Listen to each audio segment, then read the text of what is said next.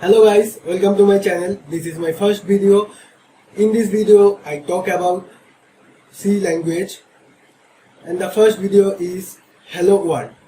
So let's see how the program runs. First we have to declare a header file, and we declare hash include stdio.h.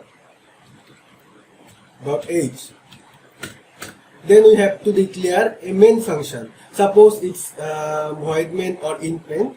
I generally declare int main. So int main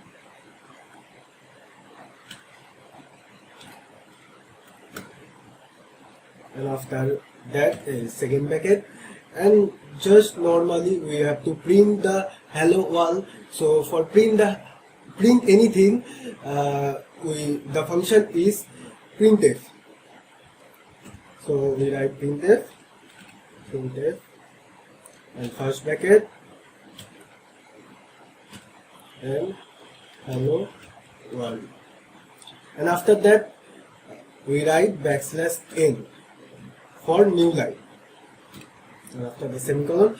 Because of int main, we have to return 0. So here we write return